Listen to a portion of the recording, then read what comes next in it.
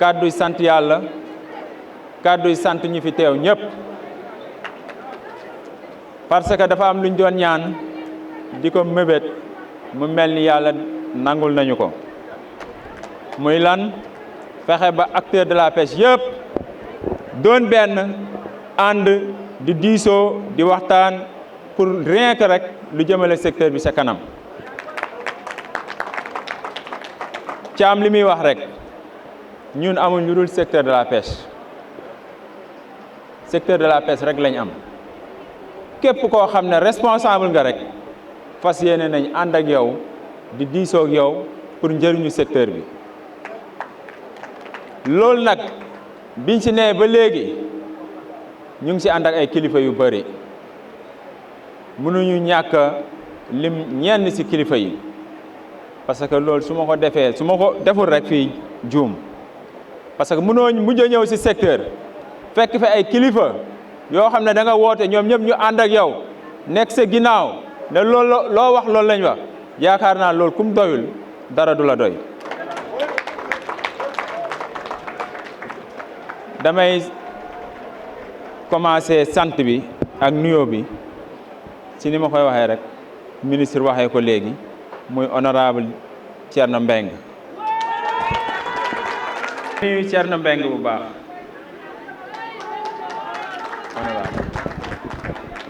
maa ngi nuyu sama xarit sama mag sama lépp général Djibi Ndiaye waaye damay nuyu aussi sama frère sama xarit muy UNAMS muy Pape Ibrahima Diaw di gërëm di nuyu kilifa yi fi teew ku ci mel ni waa URPAS ñoom Maka Dieye samay xarit lañ maa ngi leen di nuyu Pa Moustapha Dieng ni mu ko waxee léegi noonu la amul heure bu ñu dul waxtaan rien que rek lu jëmale secteur bi sa kanam su ma paree ci loolu nag mënuma ñàkk a gërëm sama kilifa yi ñi ma nekkal port muy ay Adja Fat Faye nga xam ne damaa ñëw rek mu ne ma caam lépp sama doom nga foo nekk maa nga fa lu ma ñëw sax ne ko ministère lii lañ wax mu ne ma dañu xam ne dangaa bokk ci man nekk sama doom moo tax jaaraltuñ presque yëpp ci man sax buñ la ko waxee mel ne ni wax nañ ma ko loolu nag kum doyul yaakaar naa dara du la doy Adja Fat Faye maa ngi lay gërëm maa ngi lay sant Adja Fat Touré maa ngi lay gërëm maa ngi gërëm Adja Fat Touré bu baax Tine Ndoye maa ngi lay gërëm bu baax maa ngi gërëm Tine Ndoye bu baax a baax a baax dama yaakaar ne su ma limee sax dinaa juum parce que man secteur bi ñëpp samay xarit lañ bàyyi ma Bapa Thioune Baye Xaali bàyyi ma Adama Sall réseau des quais de pêche Ndiaga Cissé CLPA yi bawuma kenn parce que ñëpp samay xarit lañ fu ne la ñuy dégganteeg man caam li ma gën a neex nag ci jotaay bi tey mooy ñi ma daan dégganteel ñëpp ma jàkkaarloo ñoom ndax yombul lii yaakaar naa kum doyul dara du la doy ministre le ministre secteur de la pêche ñëpp a ngi fi teew yaakaar naa ku doon wax ne secteur bi ànduñoo ak moom wala acteurs yi ànduñoo ak moom lii firnde ne na acteurs yi ñu ngi sa ginnaaw monsieur le ministre.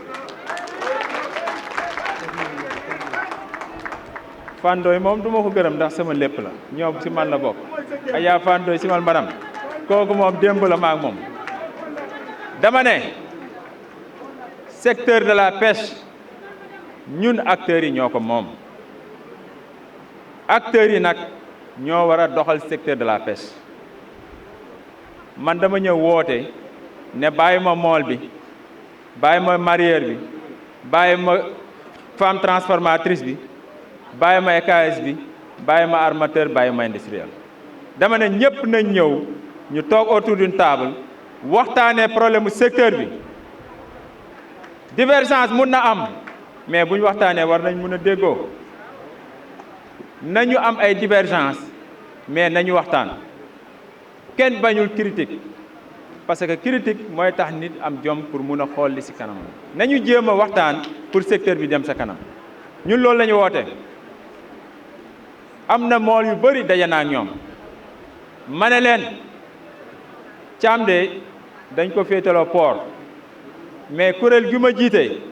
90% yëpp bokkuñu sax port ñu ngi ci mool yi ñu ngi ci mareyeur yi ñu ngi ci femme transformatrice ñu ngi fépp bon nag Thiam port la jógee de port la soxee ko waaye Thiamu ñëpp la port nag dafay secteur boo xam dafay foo xam ne fa laa soxee ko sama lépp fa la ne ma leen di gërëm ñoom tam waa port yëpp ba ma jógee ñëpp a jóg ànd ak man ñëpp a jóg ànd ak man ne ma fii nga jëmale napp gi fii nga jëmale secteur bi ñun doy nañu ànd topp sa ginnaaw ma woote ko ci biti ñëpp ñëw bon nag sant yàlla bu wër li may lancé mooy nañu jéem a ànd nekk benn di xàccandoo di dóorandoo comme ni ma koy waxee tout le temps rek am na ay kilifa yoo xam ne ñun dañuñu gis ci wetam tey nag Thiam day wax man sama wax yëpp ci turu acteurs yi la parce que man dama gis sama bopp ne acteur de la pêche yëpp laa coiffé tey moo tax man su may wax ak ministre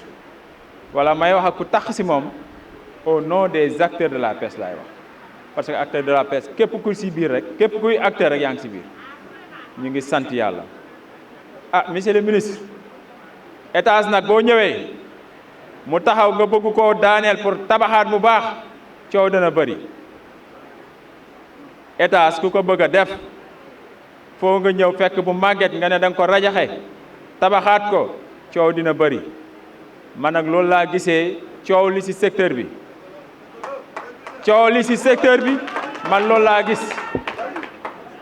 boo ñëwee bëgg a defar coow dana am na ñoo xam ne di nga xawal laal seeni intérêt ñuy ruux ci biir li ngeen di gis ci bëri weesuwul ñaar ñetti nit juróom ñu xam ne seen intérêt personnel moo leen animé moo coow li bëri te ni ko ministre waxee sànq yaakaar naa ñooñu dinañ leen démasquer du yàgg lool secteur de la pêche acteurs yi yéen a ko moom lii yombul woo say acteur ne leen ñëw leen lu ngeen soxla lu ngeen bëgg laaj leen ma yaakaar naa kuy nëbbatu du ko wax acteurs yi journée bi bu leen ko raté occasion la pour yéen lépp lu leen jaaxal ci seen bopp laaj leen ko monsieur le ministre dina ci tontu da ngay dégg ñuy wax jaay nañ géej gi wala lii am na man de li ma gis dara amu ci man li ma gis acteur dara amu ci ay ñoo xamante ne seen intérêt moo xaw a menacé moom lañ menacé wu mu ñooy ruux ci suuf may woo sama mbokk yi pêche artisanale ñëw leen ñu waxtaan ñëw leen ñu sottante xalaat fexe nu ñu jëmale seen secteur sa kanam man de li may kaas pour secteur artisanal du ma ko xaaju 10e bi kaasuma ko pour secteur industriel ndax man dama gis ne artisanal ci laa bokk ñi ma xam nañ ne dama daan dem ci tefes yi di fa fanaan di ut jën di dugal ci oto yi di yóbbu ci marché yi di ko yóbbu ci usines yi man ci loolu laa jaar man xëyuma dem ci industriel dama ñaar ci artisanal ba yegg ci industriel bon nag man dama war a jàppalante ñi ne secteur artisanal pour ñu jëm ñoom itam ci semi industriel ñiy jëm ci industriel man loolu mooy sama souhait loolu lay ñaan pêcheurs yi nañu xam ne ñun ak yéen ñooy benn lañ ñun fas lañ yéene def tournée nationale bi ñu nar a def dinañ ci ànd ak waa ministère ànd seeg suñuy partenaires ñu fexe sensibiliser les acteurs par rapport à l'immigration clandestine tournée nationale boobu ñu nar jubluwuñ ci lu dul sensibiliser ñu xam ne suñu réew foo ñu toog fi pour defar réew mi suñu toogul ci réew mi kenn duñu ko defaral suñu réew mi du japonais du chinois du français du américain moo ñëw defaral ñu ko ñun sénégalais yi ñoo ko mun defaral suñu bopp ñëw leen ñun jeunesse sénégalaise ñu defar suñu réew nañu toog suñu réew te defar ko te loolu incha allah dinañ ci def tournée nationale fépp fu kilifa ne ci pêche bi fépp acteur ne dinañ fa dem toog ak yow waxtaan ak yow sensibiliser la non seulement contre l'immigration clandestine clandestine mais dinañ sensibiliser xool aussi nu ñu fexe ba napp gi ci suuf mu jëm ci kaw parce que loolu rek moo ñu tax a jóg napp gi ci kaw monsieur le ministre ñun ci lañ bokk ñu ngi lay ñaan loo ci mun jàpp nga jàppale leen boo jàppalee secteur artisanal ba pare loo ci mun ñambaas secteur industriel jàppale leen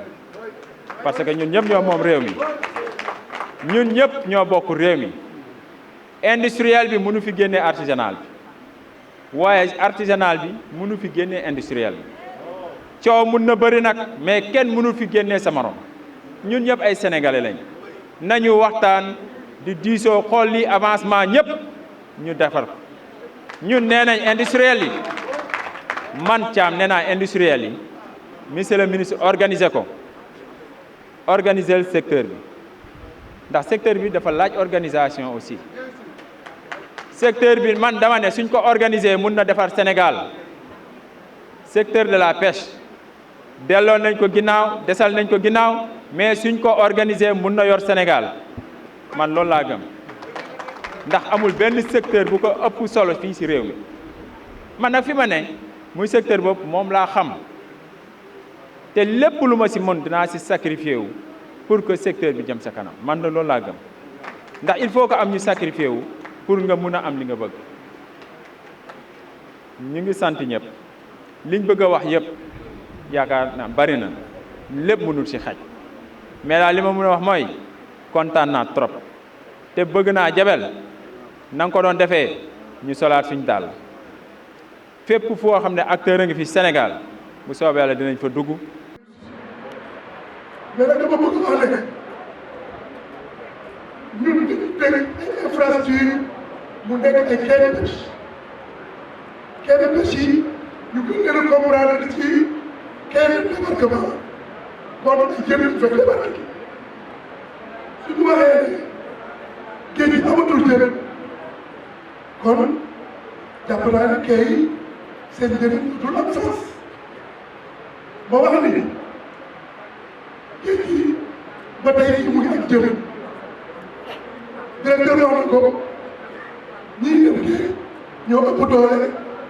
jën yi tey jii y a une forte pression te képp kuy moom xam nga ne lii dem géej tey dafa bëri maintenant pour que nag ñu continuer di am jën continuer suñu quai yi di dund état continuer di def ay effort mooy ñun les acteurs il faut que tamit ñu changer ay comportement yi mooy lan les mauvaises pratiques obligatoirement il faut ñu bàyyi ko te nag loolu kan moo ci mën a dimbali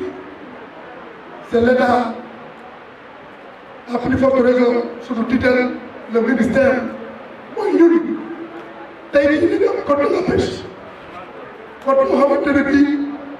code bu mucc ayib la code bi amul lu ci amul donc tey man dama jàpp ne Sénégal bu appliqué suñu code de la pêche dama ne leen jàpp ne nopp bi dina dem ci kanam parce que tey jii ñun boo xoolee ñun moo li ñuy yàq ak sanction yi nekk ci biir code suñu appliqué jàpp naa ne géej gi dina dellu fu mu nekkoon fi may dellu si mooy ci problème bu immigration clandestine suñu waxee ne géej gi moo amul jën moo tax xale yi tukki ñun mënuñu dëgg loolu parce que nag lu mu gàtt gàtt juróom-benn fukki at ñun ñu koy juddoo si jëlee mool musul xam immigration mais nag tey lan moo. suuf bi dafa di nuyu aussi Teneng Sène Alioune Thiam ñu ngi lay nuyu Alioune Thiam bis bi su ñu sëree yow la nañ wax dëgg bis bi su meree nii mais Alioune Thiam moo tax loolu yow yaa ko def kon nañ ko wax mu leer parce que monsieur le ministre jeudi si ngoon mi ngi nii añul DC añul ba 18h ñu ngi fii léppul naanul kon monsieur le ministre ñu ngi gërëm Alioune Thiam bu baax ak waa CAPS yëpp di nuyu organisation yi fi ñëw yëpp monsieur le ministre président Djibi Ndiaye ñu ngi lay nuyu bu baax sa taxawaay rafet na macha allah ñu ngi lay nuyu di nuyu si président Papa Diaw ñu ngi lay noonu il faut ñu fàttali leen li président def ci napp gi ñu xam ne président Macky Sall mi ngi jàppale nappkat yi waaye mi ngi jàppale pêcheurs yi tey 1960 ak tey li mu def ci napp gi kenn musu koo def bu mu ñëwee rendiw la ñu jox Kayar ñu ñëw Kayar mu laaj lan mooy suñu jafe-jafe ñu wax ko mu joxaat ne rendiw Saint-Louis ñu dem Ndar mu yëkkati juróomi milliards ni ak nappkat xam naa ne seen la te seen bi ci pêcheur bi la bàyyi ko tant que pêcheur bi demul nappi jën marié mën a am. Alioune Thiam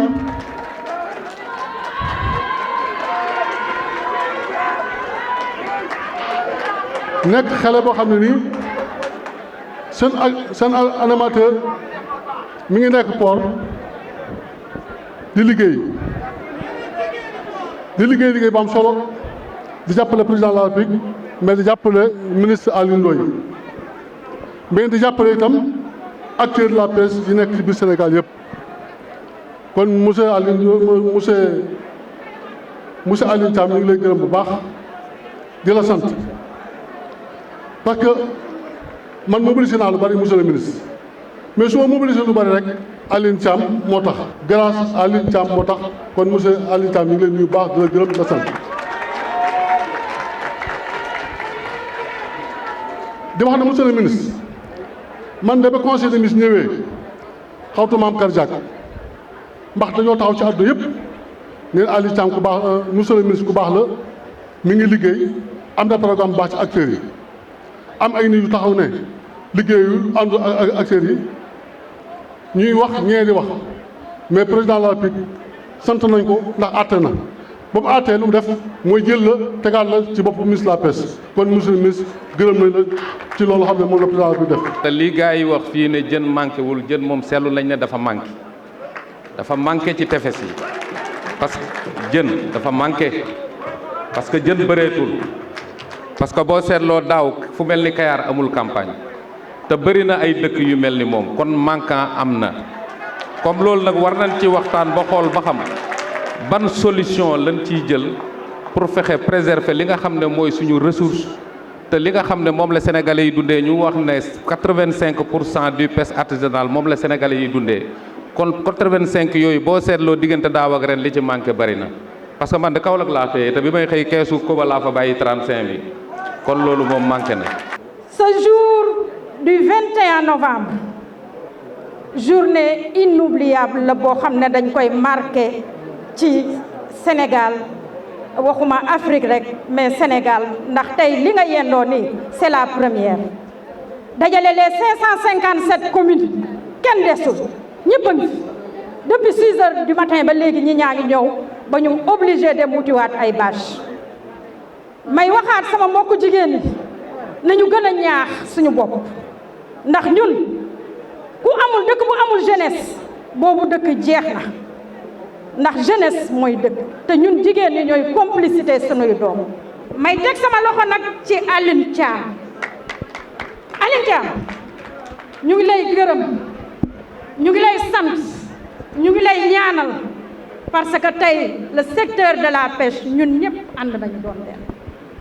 pour lan pour liggéeyal suñu bopp. ci ñooñu am ñoo xam ne mën nañ jàpp ni ay bees lañ waaye du ñu bees parce que ku def ay 20 ans ba 30 ans ci métier nga yor structure bu ñëpp xam bu nekk port de Dakar mool dis lu mu fa dugal ak lu mu fa génne ñëpp mën cee teg bët